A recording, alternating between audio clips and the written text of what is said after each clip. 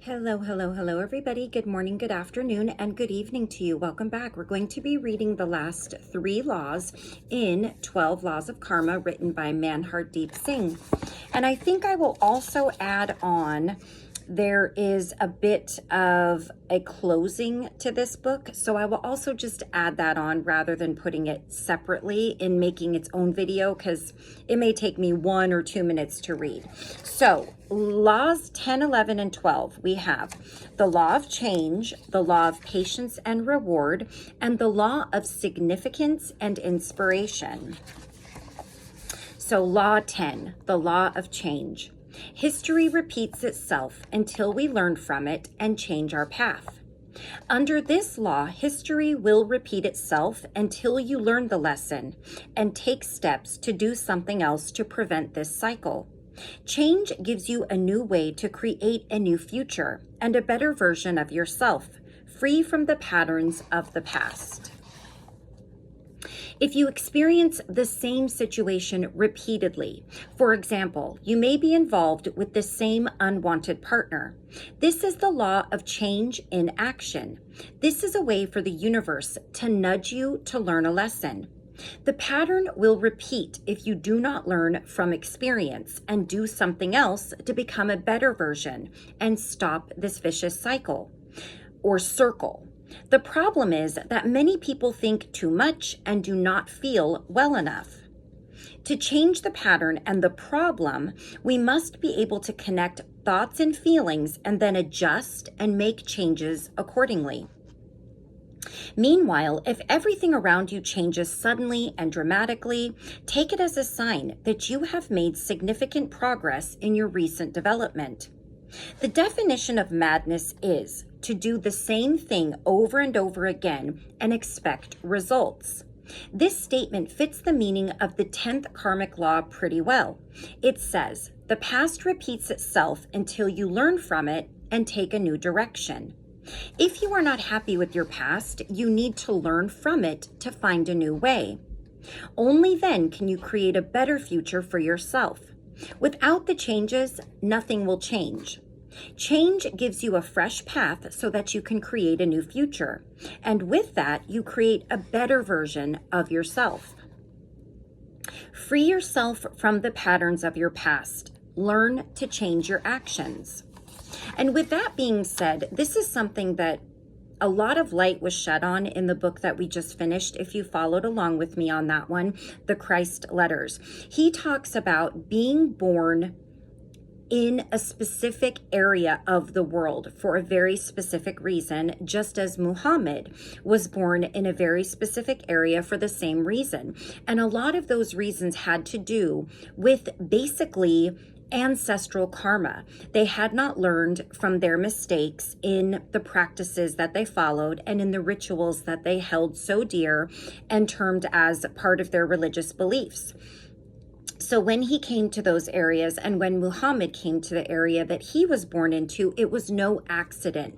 And according to Jesus, because they have not changed their ways, they still continue to follow the patterns of women being held down in society, as far as covering up, as far as sacrificing things, living things that are created by God in order to atone for their sins or to receive forgiveness for their sins, a wrathful and vengeful God, these things that they haven't let go of, along with the violence and fighting over religious beliefs and over the land. And so they continue in these areas to experience violence and war, separation in an extreme manner, because this area of the world has not learned, did not learn from him, and has not learned thus far how to break those cycles. And so people today, even that may not feel this way, that live in these areas, that may not do these practices anymore, basically they suffer from their ancestors' ways, because that's how karma kind of works, ancestral karma and karmic patterns from other lives. If they lived in that area before and they've come back because they did not learn what they were supposed to learn the first time or the first 50 times, whatever the case may be. But it is attached to karma and not always ours. All right. The 11th law, the law of patience and reward. The most valuable rewards require persistence. To change the situation in the future, we must be consistent with our actions today. It's no good living healthily for one day and then sabotaging it in the next. This karmic rule means hard work pays off. Consistent work, to be precise. Even if you don't see the progress because of your actions, get there and work on it, and don't give up on your big goals. Achieving great things takes time and patience, and it is better to live by the laws of this karma, to not give up. Rejoice in yourself and love the little things you do during your journey. Be consistent in your goals and they will come to fruition. Every reward requires effort first. Rewards of lasting value require persistence and patience. The real joy comes from doing what you have taken up to do and knowing the reward will arrive on time. Simply put, the law of patience and the reward claims that patience is prerequisite regardless of what your goals in life are. If you want immediate results, you will be disappointed. Your success will not be worth comparing with what you can accomplish. Instead, find out what your real purpose is. Pursue this purpose and enjoy the reward of knowing that you are doing what you need to do in your current life. At the same time, the associated success, emotional and material, will follow. The law of patience and reward states that any reward requires work and patience. Applying this principle to everyday life gives hope. Imagine that you have two goals. One is long and lasts several months, the other is short. Let's say your long-term goal is to get a raise and your short-term goal is to read 50 pages of a book per week. Let's say you have achieved both goals. The happiness you feel about getting a raise is more than the happiness you feel about achieving your short-term goal. This only makes sense as you have worked harder and longer for the raise. The more you sacrifice, the happier you become. The reward feels greater because you spent more time and effort on it. Simply put, this karmic law says, long-term rewards require patience and constant work. It may take longer than you planned, but finding joy in the work will make the reward even sweeter. Be patient and persistent. And now the 12th law, the law of significance. The law of significance and inspiration. Rewards result from the energy and effort we put into it. We all play a role and have something to contribute to this world. What we share at times may seem small, but it can make a big difference in the lives of others. The law of significance and inspiration is a great law to focus on when you need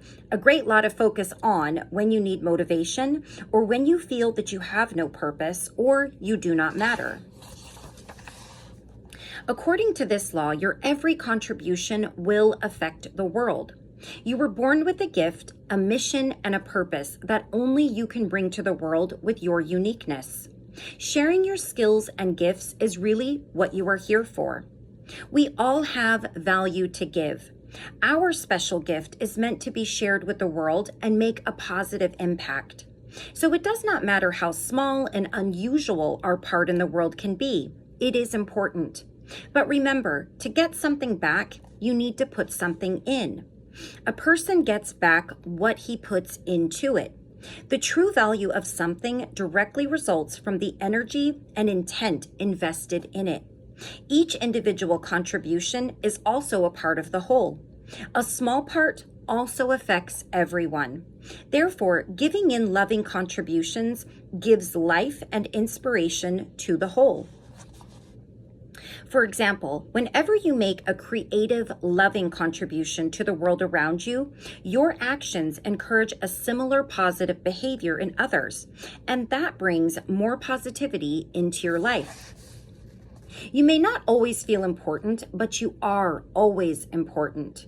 Without your presence, the energy of the universe will transform drastically. You may not always feel significant, but you always are.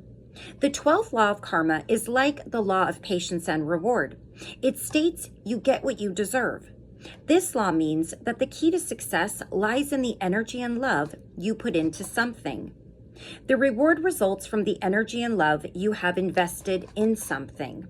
Contribute no matter what happens. Now we have a little section titled Changing Karma. Mindfulness transforms karma. When you sit down and do not let your impulses turn into action. Zen experts say daily meditation can turn bad karma into good. Karma means B happened because it relates to A in some way. There is a root cause of everything that happens, and each cause has its own effects, steps, and side effects, at least at a non-quantum level. In short, when we talk about a person's karma, we mean the sum of the direction of a person's life and the things that happen around that person. They can cause current situations, actions, thoughts, feelings, emotions, and desires. Most common mistake about karma is to see it as having a fixed destiny. In actuality, it is the sum of trends that can lock us into a particular behavior pattern, which further creates a vicious circle of similar patterns. This way, we become prisoners of karma. But it is not necessary to be an inmate of karma. We can always change our karma. But there is that one moment that you ever have to change. But there is that one moment that you ever have to change to break free from the vicious circle. Can you guess when that moment is? Watch your impulses. This is how the mindfulness changes karma. When you sit down, you do not allow your impulses to turn into actions. At that moment, you only see them. When you look at them, you immediately see that all those impulses in your mind come and go. They have a life of their own. They are not you, and you do not have to follow them. Not feeding or reacting to your impulses, you understand the nature of your thoughts. This process of mindfulness burns up the destructive impulses with the concentration, equanimity, and non-doing. At the same time, creativity and creative impulses are no longer pressed by turbulent, destructive ones. Thus, mindfulness can reconnect the chain of actions and their associated results. In doing so, we break our chains, free ourselves, and open up new directions for us to move in life. Without mindfulness, we can easily get carried away by the energy of the past, without realizing our own success and without a way out. Our problem is always somewhere outside of us, be it the other person's fault or the world's fault. So we are always looking to justify our own views and feelings. But by doing that, the present moment never becomes a new beginning because we keep it from becoming one. All too common. Karma, in one form or another, is found repeating in relationships, where the relationship dies or lacks something important from the start, which brings heartache, grief, and bitterness. Eventually, we are likely to reap what we have sown. If you practice anger and isolation in a relationship for 40 years, you end up being imprisoned by anger and isolation. No big surprises there. And given the role here, it's not satisfactory apportioning the blame here. After all, it's our indifference that locks us in.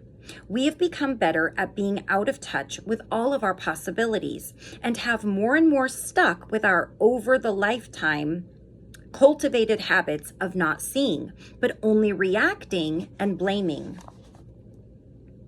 If we want to change our karma, we have to stop those things that cloud the mind and body and color all of our actions. It is not about doing good deeds. Instead, it means knowing who and what you are right now, that you are not your karma. It means to align yourself with the way things actually are. It means to see things clearly. Where to start? Where do we start? Why not with our own mind? After all, it is the tool from which all of our thoughts and feelings arise. Impulses and perceptions from there lead to worldly actions.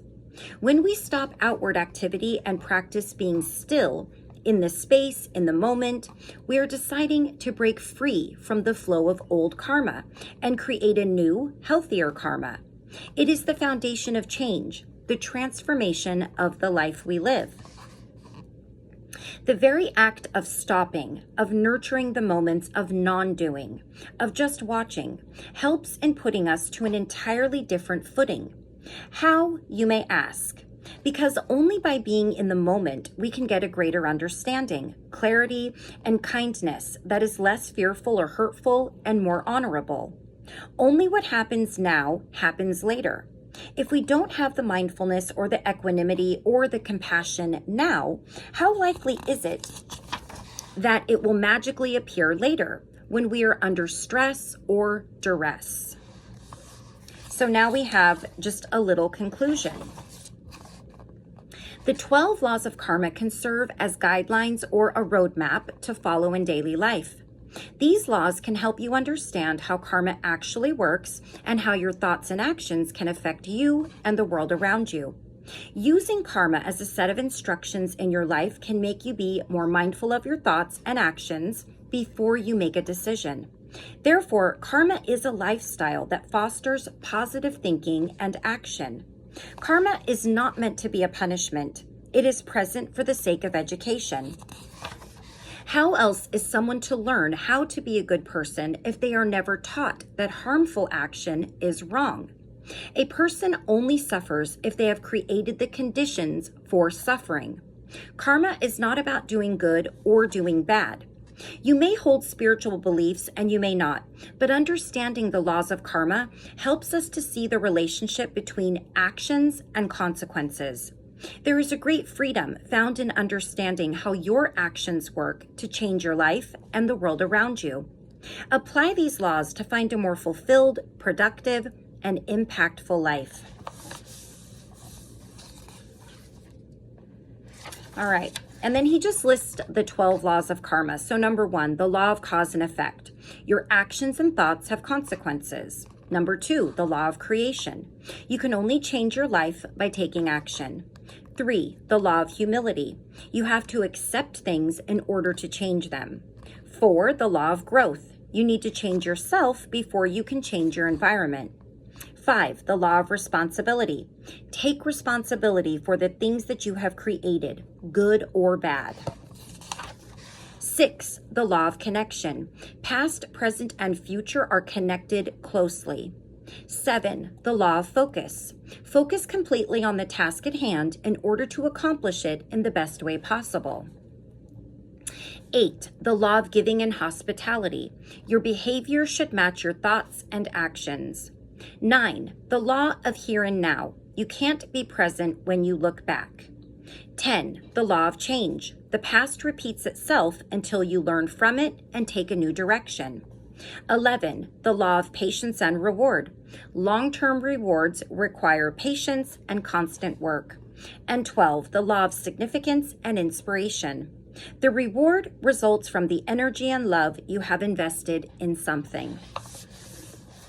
And the author here, Manhardeep Singh, is an India-based best-selling author, motivational speaker, and a handwriting analyst. Gaining from the experience of one-on-one counseling sessions, Manhardeep pens down self-help books.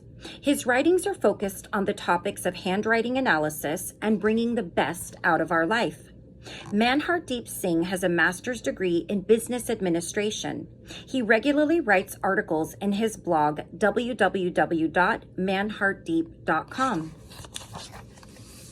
And we did read this book. This is on my playlist as well, The 12 Laws of the Universe. There's other books he's written here outside of all of the 12 laws. He's got a lot of stuff in here.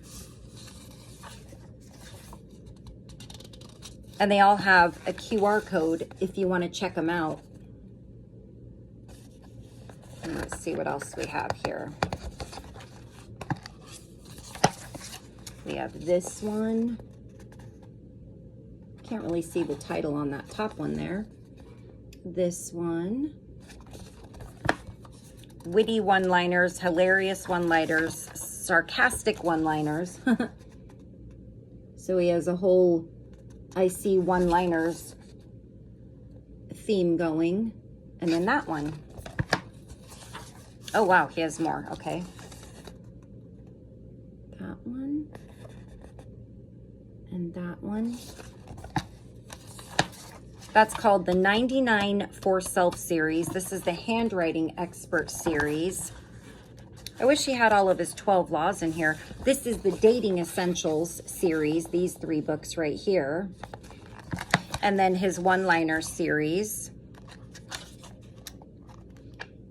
Yeah, I think I will be maybe getting a few more of his 12 Laws series, and maybe we can share them together. So that completes this book, and I will be bringing you another book very shortly. Of course, I'll make a short so you guys can see what's up next.